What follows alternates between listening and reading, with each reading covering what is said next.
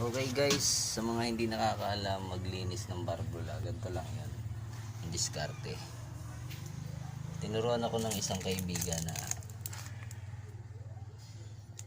bumili ng grinding compound, tapos pahid sa mismong dulo ng barbula. Ito. Yan, may pahid na yan. Tapos yung isang barbula meron na rin laman yan. Ngayon, para natin malilinis yan, papaikutin lang natin yan habang nakalagay yung grinding compound.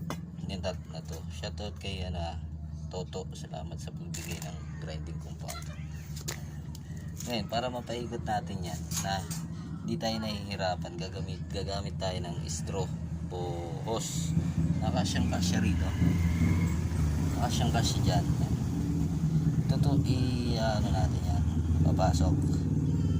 Kailangan yan, papasok natin ha.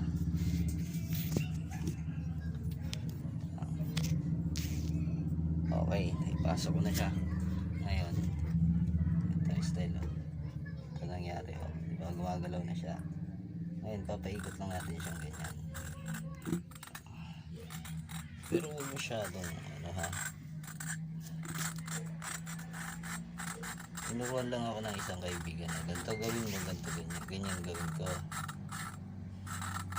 Kung singaw yung mga barbula sa cylinder head,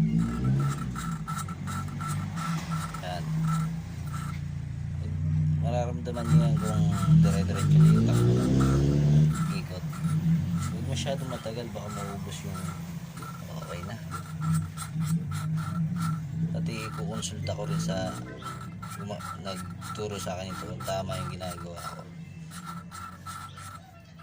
Ganyan lang daw, tapos silipin natin mamaya.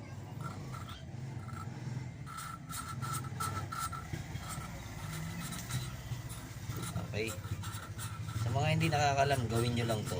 Kung may mga motor kayo na hindi nyo kayang kalikutin, magtanong muna kayo, tapos saka nyo kalikutin. Kasi may mga mekaniko naman kayong mga kaibigan na pwede nyo pagtungan bago nyo baklasin.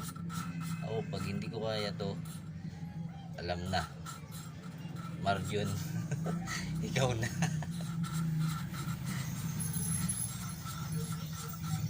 Sige, mamaya na lang ulit guys. Basta gagawin ko yung tinuro sa akin ng kaibigan ko. Bago ko siya, papakita ko muna sa kanya bago namin ibabalik, bago ko ibalik o kung mabalik ko.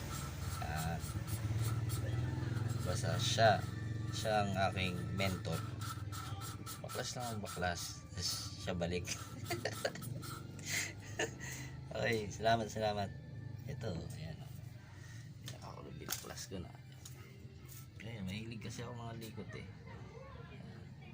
pinanlinis natin. Dapat diesel, pero pwede na rin gas, wala tayong diesel Ayan pa natin.